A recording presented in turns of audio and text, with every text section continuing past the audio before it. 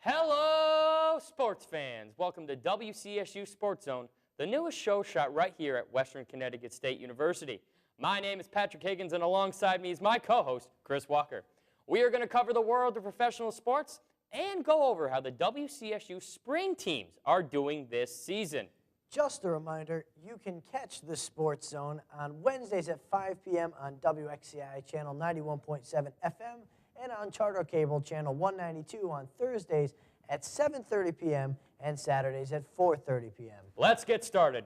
We're going to start off the show this week, everybody, by going over how the WCSU men's and women's lacrosse teams are doing this season. We're going to get Chris into the conversation right now. So, Chris, how do you think the men's lacrosse team is doing this season? Well, Pat, it's been a rough time for the men. They're 0-8 to start their season. Shots fired! For real, I mean, 0-8, they don't have a single win. They were getting crushed early on in the season by teams left and right. However, they have started to pick up their play, and now they look like they might be able to win a game or two coming up. Oh, yeah. They lost by only 1 point to Plymouth State over the weekend, and then last week they lost to Hamilton 12-8. The scores are getting much closer in these games, so I think they're going to get a couple of wins under their belt. But do I see playoff aspirations for the men's team this year? Probably not. Even if you win your last 8 games, I don't think an 8-8 record's going to get you in the playoffs in college. So I don't see any playoff aspirations for the men's team this year, but I do think they'll get a couple of wins under their belt. Right, I agree with you, and if there was ever a time for that to happen, it would be now. They did come back from 5 goals down to nearly tie the game against Plymouth over the weekend, and they look like the best they've been all season. Now, this is the best time, too, to get some players you probably didn't think were going to get some playing time this year into the games. So it's going to be very good so they get some of their younger players and maybe some players that were on their bench into the games to get some game experience for the future. Now let's move on to the women's team, Chris. How do you think they're doing? Well, Pat, it's been a lot better for the women. Not great. They're 4-4. And shots fired again. But it's something to build on, definitely, in comparison to the men. You know, 4-4 is a place right now is a crossroads. They can either get on a huge winning streak or a huge losing streak. A winning streak could mean playoffs. They just won against Math Dartmouth over the weekend 19-10. So that was a very good win on their part. But if we're talking about playoff future, I think they need to win 7 out of their last 8 games to even get in the playoff picture. Because like I said when we went over basketball, you need to be at least 9 or 10 games over 500 to get into the playoffs. Right. And I think that goes with college sports, even in lacrosse. Do I think they can do it? Yes. But do I see it happening? I don't know about that. Right. I think with the women, I see them going more, staying 500 for the rest of the season, which is not terrible for the team. If you finish 500, all right, you did a lot of things right. And you got to hope they do better than that, of course. But like you said, I don't know if I see it right now. And I know we're being a little hard on these teams right now, but they have some very good players. So let's start off with the men's team. Who are the best players on the men's team? Well, they've got actually a couple guys scoring a lot of points, and one of whom I have the privilege of knowing, Anthony James. He's third on the team with 13 points, and he seems to put points on the board. He gets a lot of assists, and I mean, they've got a lot of other guys on the team who can produce points, and I'm sure you know a couple more of them. Junior Nate Wilson, I believe, has 20 goals this season, which leads the team. So he's a very good player. If they're going to get a couple of wins, they need to go through him. So that is one of the best players on the team. I also have to agree with junior Jesse Beatty. He is also a very good player on this WCSU men's lacrosse team. Right, Jesse Beatty had, I believe, 3 goals in the last game. He did. I think you're right. You're right. But I think these are their best 2 players on this team, so if they're going to get those wins, they have to play through these 2 players. Let's move on to the women's team. Who do you think are their best players? Well, as a matter of fact, there's a freshman in particular, Lindsay Ianello. She's a freshman. She certainly is, but she's got, how many points does she have already? 24 goals? Has 35 total points, 27 goals and 8 assists. As a freshman. She's a freshman. I mean, come on, that's awesome.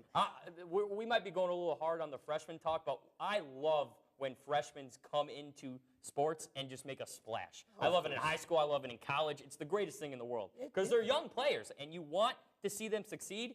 But most often, a lot of freshmen don't succeed till their junior or senior years. Right. It's a great thing for a Western to have somebody like Ianello to build off of, and like you said, while she's so young. Another player that everybody should watch for is Kelsey Heaton, the senior. She has a total of 40 points this year. That leads the team. That is amazing.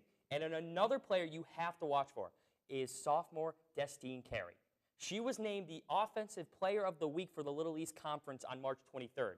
She has a total of 36 points this year. I believe 27 goals, if I'm correct, 28 goals. So she is another player that you need to watch on this WCSU women's lacrosse team.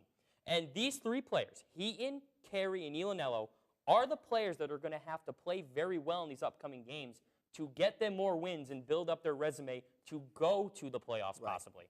Do you agree? Oh, absolutely. And if these are the three they have to rely on, then so be it. Then it seems like they've been consistent through 8 games already, and we've got 40-point scorers already. So absolutely. Heaton's got 40.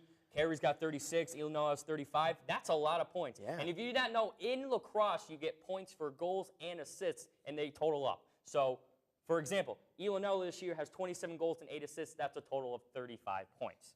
I mean, rely on those three, and you've got yourself a good team. If they can get other people to start, racking up points, that would be great. But these three seem to be carrying the load very well. Yep, and like we said, if they have a chance at the playoffs this year, they need to play through these 3 players. When you think of jail, who do you see serving time? A thief. A murderer. A drug dealer. A kidnapper. An embezzler. If you serve minors, you could serve time. All I did was let her drink. Make the right decision.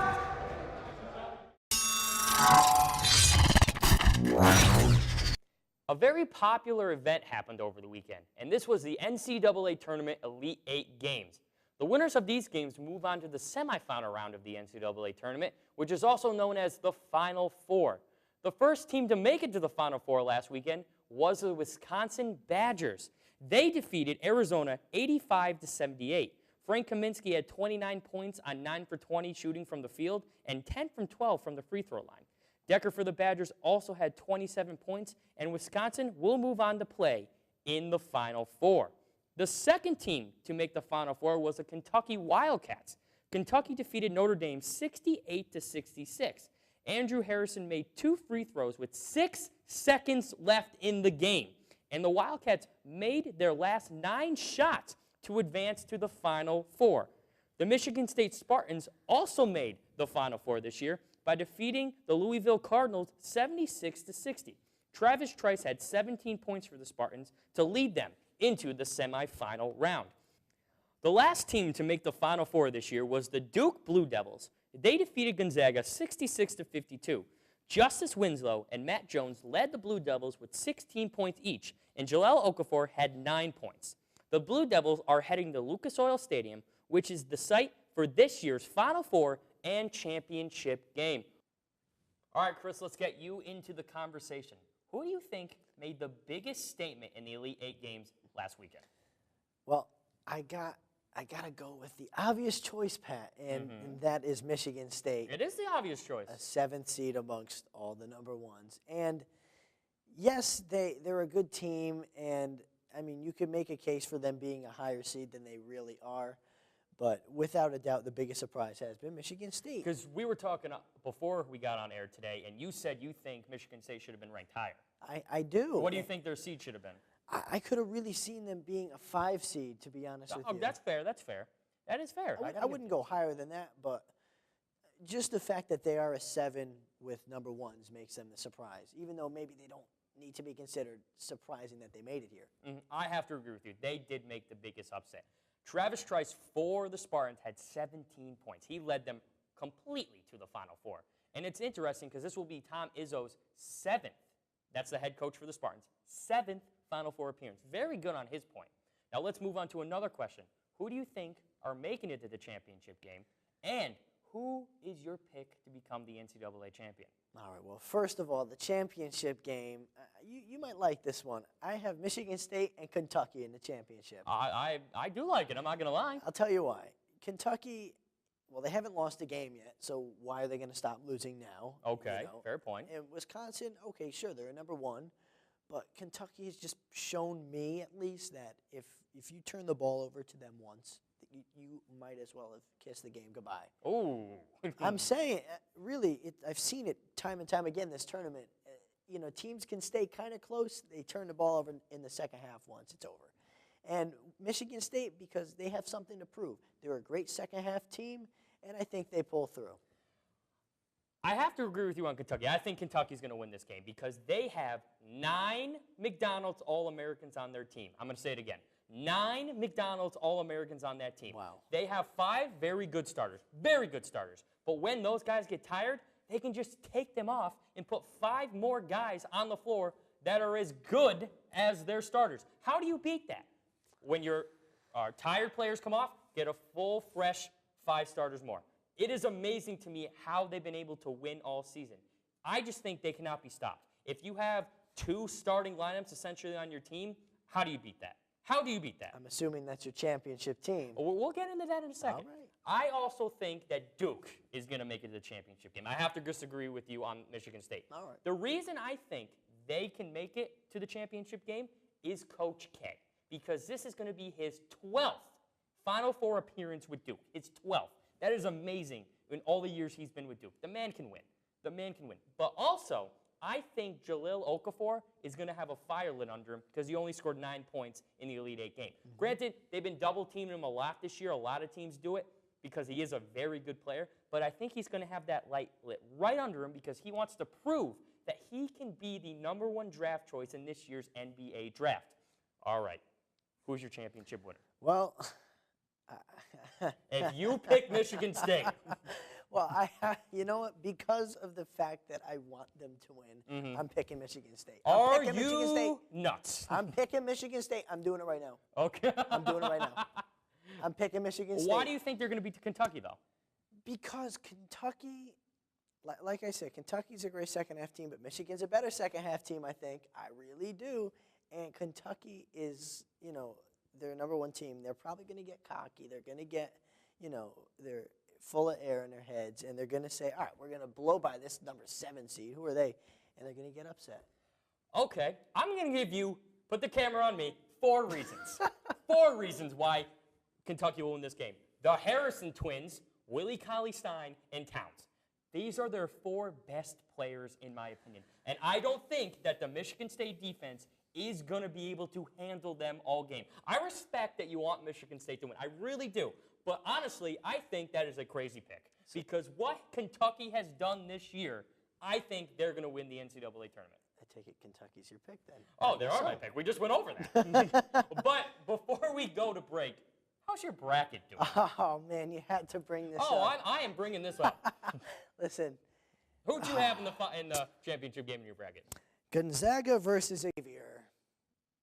And I thought for a while it would pan out, but I was wrong. Oh, you were completely wrong. I'm not going to lie, my friend. Now, my personal bracket, I have 3 of the Final Four teams. Oh, I had wow. Kentucky, I had Wisconsin, I had Duke. I had Villanova in the Final Four. They sort of destroyed okay. my dream of Listen, 4 Final Four teams earlier. I can do you one better. I made the mistake of having Duke as my team to lose in the first round as a #1. I do that every year. And, yeah, well, it didn't really work out. I can't believe you picked Duke as your upset pick in the first round. Neither can I. Okay, well, you'll learn next year, my friend. I guess so. But, guys, coming up next, we're going to go over Kevin Durant will miss the rest of the season. And also, we will have our guest correspondent, Ian, back in the studio to talk about MMA and UFC news. Remember, guys, you were watching WCSU Sports Zone right here at Western Connecticut State University.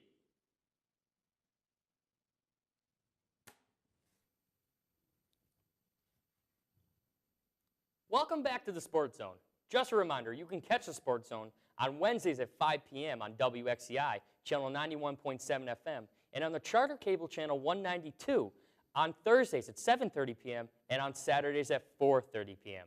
Now for a story from the NBA. Oklahoma City star Kevin Durant will miss the rest of the season after deciding to get bone graft surgery on his right foot. Durant received the surgery this week and is expected to return to basketball activities in the next 4 to 6 months. The news came a week after general manager Sam Presti announced that Durant had been removed from basketball activities and said he could be shut down permanently. Historically, the Jones fracture has never limited or altered a player's ability to return to play. The bone graft is the next step in resolving the injury for the rare cases that don't experience a full recovery with an inserted screw. Durant underwent surgery February 23rd to attempt to alleviate soreness and discomfort in his right foot that was being caused by a screw inserted in October during a procedure to repair the Jones fracture. After the second procedure, Durant was reevaluated after a week, then reevaluated again after another week, at which point Scott Brooks updated the player's timetable to a week or two. The reigning NBA MVP averaged 25.4 points, 6.6 rebounds, and 4.1 assists in 27 games this season. All right, we're going to move on to hockey now. So, Chris, how is the wild card whole spectrum looking in the West? Well, the Western Conference wild card is one of the most interesting races that I've ever seen in 10 years of watching hockey. I mean, first of all, we have the LA Kings, who are currently 3 points out of the playoffs, the Calgary Flames, who are in by just 2 points, and right in between those two are the Winnipeg Jets, who have 92 points. It's so close, and we've just never seen it come down to the wire like this. And for a team like the Kings, who won the Stanley Cup 2 out of the last 3 years, it's just unbelievable how they may miss the playoffs. And everybody keeps saying they're going to make it, but if they keep losing, they're not going to. Who's your favorite to win the Stanley Cup? Well, I mean, it's real early, but the favorite to win the Stanley Cup right now, and I hate to say this because of the fact that I'm an Islanders fan, but is the New York Rangers. I really think that they're the most complete team in the National Hockey League. Andy must be loving this in the control room. I'm sure he is. They're so complete. First of all, they've got 2 goaltenders in Henrik Lundqvist and Cam Talbot, who have both proven they can be starting goalies in this league. They've got depth scoring from all 4 lines, and their defense, in my opinion, is top 5 in the entire league. They are my favorite to win the Stanley Cup. Now, let's take a look at the standings with just 2 weeks remaining in the season. In the East, the Lightning, the Canadiens, and the aforementioned Rangers have already clinched the playoffs. Both Pittsburgh and the Islanders are just 2 wins away from clinching. Now, in the West, the Nashville Predators and the Anaheim Ducks have clinched. And aside from the division leaders, we have an airtight wild card race. We already talked about the West, so let's talk about the East. The Boston Bruins have the second wild card spot, but only by 3 points. The Ottawa Senators have 86 points, and right behind them are the Florida Panthers with 85, so very tight race there. Ottawa has a game in hand on either team as well, and they're 9-1 in their last 10 games.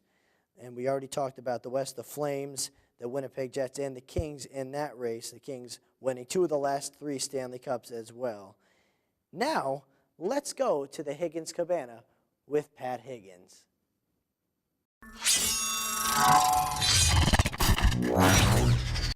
Thank you, Chris. Look where we are, everybody. We got some trees. We got some lights. We're in Higgins Hall, and I'm Patrick Higgins. This is the Higgins Cabana.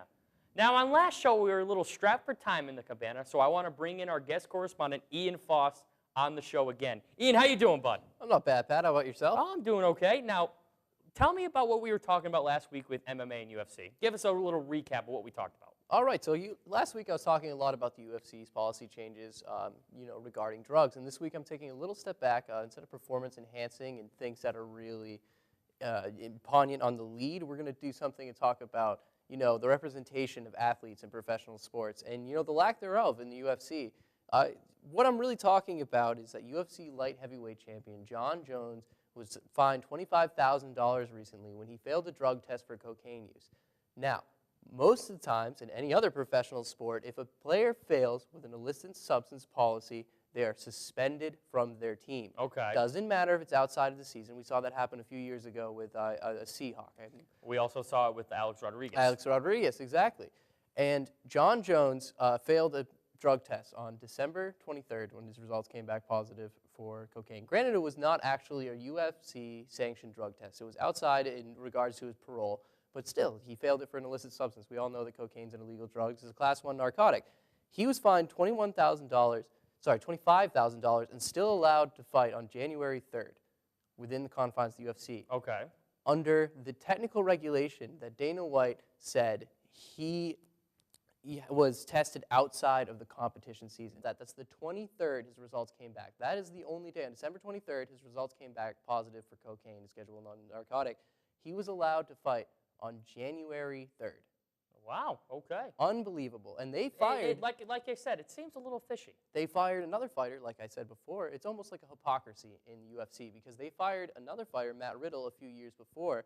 I have the exact date here. When he was on Fuel 7 because he had marijuana metaboloids in his system. Now, there's no conclusive evidence that that was even ingested or, it was part of his system 30 days before the fight. So they fired someone completely unjustly, in my opinion, while they still keep them around. And the big thing is moneymaker here, folks. Now, you have a champion on the line, which they can't afford to lose a championship fight with him. Instead of doing interim title, they allowed John Jones to come back and find $25,000. Now, there was another sub-note where he was allowed to go to rehab and still compete with the UFC under the Zuffa banner. If he, decided to go to rehab, he scheduled and actually left. Yeah. The thing is he promised to go to rehab, and there still is no date. So we're, what's today, the 31st of March? I believe so. It's almost 2 full months later after he promised. So he hasn't gone to rehab at all. Still hasn't gone to rehab. But he promised to go to rehab. Still promised to go to rehab. And he's Wow. still fighting for the UFC. So we're seeing in this major, we were talking last week about how the UFC wants to become a professional sport, Yes. really wants to clean up its image. How are you supposed to clean up your image when you're not holding your fighters accountable? You're not holding your athletes accountable for their actions. Are they above the law? I don't think so. I don't think so either. But one quick question before we end this. Is there a drug abuse problem in the UFC? Absolutely. I think a lot of times, fighters have to deal with pain and things coming in. But there is a substance abuse problem. Fighters face so much pressure, especially in the PEDs like we were talking, and I touched on a little bit last week. They face so much pressure in such an intense sport. It takes such a physical toll on their bodies that really sometimes they do have to regulate and use drug cycles to recover and recuperate. So maybe they should, go back and look on the Nevada State commissioning laws, specifically entailing towards MMA, and kind of sit down and rewrite it. But now it just seems like a haphazard process, and no one really seems to be doing anything to fix it. And right now, as far as I'm concerned, it's a hypocritical mess. You're not a professional sports organization. You're still the joke that people thought of you almost 10 years ago. Well, Ian, I want to thank you for coming in and giving us that great insight. Awesome. And I like how you took shots firing, in other words. Shots firing. But coming up next, everybody, Justin Verlander might not make his next start, and we're going to talk about how the WCSU softball and baseball teams are doing this season. Remember, guys, you are watching the WCSU Sports Zone, shot right here at Western Connecticut State University, the Higgins Cabana.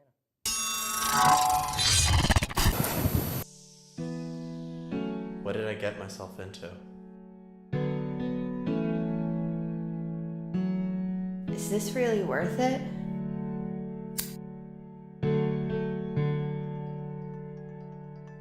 I told them I wanted to stop drinking.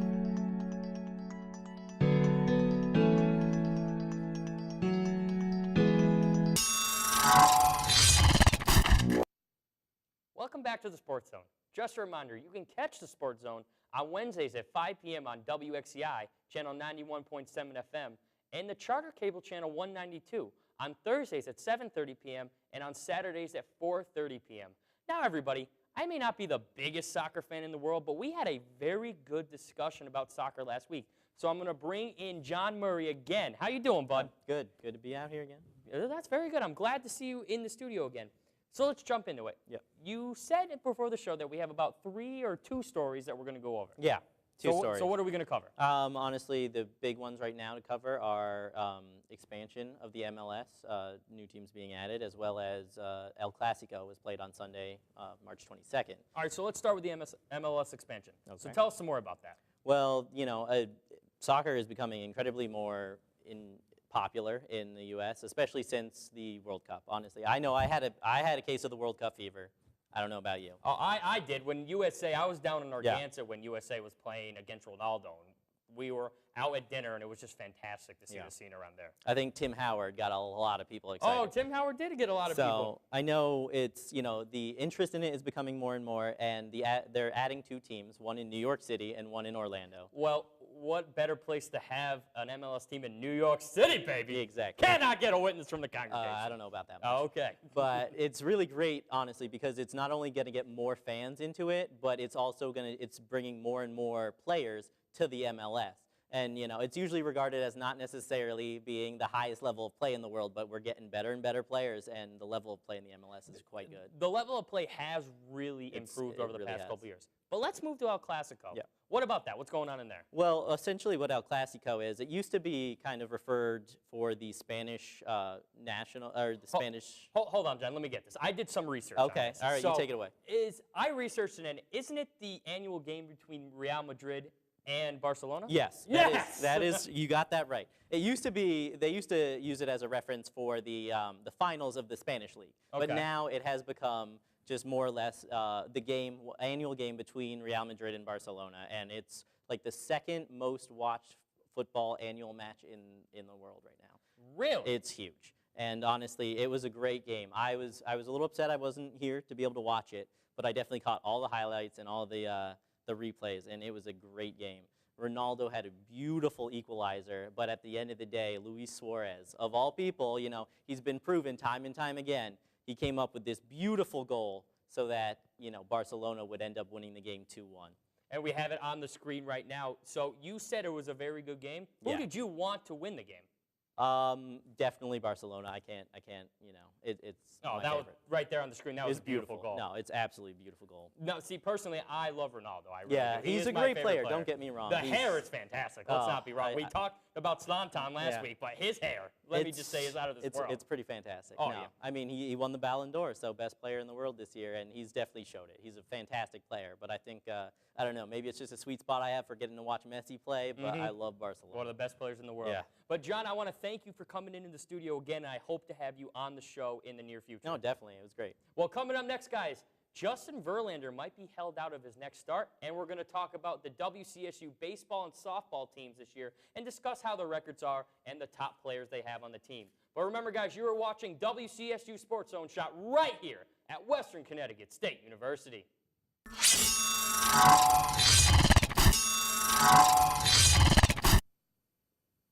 For our final topic here in the Sports Zone, we're going to talk about how the WCSU baseball team is doing in this very young season. This is beautiful Duchess Stadium in Fishkill, New York, where Western was for a doubleheader against a tough Southern Maine team. And as you can see, the weather was a major factor. Chris, this is not baseball weather. Maybe January football weather. Yeah, football for sure. But let's get into how these games played out. Southern Maine would be off to a hot start with an early lead, and pitcher Craig Frobel struggled early, as you can see. Coach Susie had to come out and give him a pep talk. And Chris, that always works when a coach comes out and gives his player a pep talk. It certainly does. And then Frobel would come out firing. The team would carry this momentum and would sweep both games, 14-8 and 2-1. 2-0 for the boys over the weekend, Chris, was very good against the Southern Maine team. This is one of the premier baseball teams in the nation and made the tournament almost every year, and in 2013 was in the NCAA World Series. Excellent job by the Western baseball team. Absolutely. And, to win these 2 games is huge for the team, I think. Oh, very good. And it gives them momentum. They're 7-4 on the season right now, and expectations are very high for the Western baseball team. But that wraps up our show. Thank you guys for watching WCSU Sports Zone Shot right here at Western Connecticut State University. We will be back in 2 weeks giving you the top news from the world of sports. Thank you again for watching. For Chris Walker, my name is Patrick Higgins. Have a great weekend, everybody.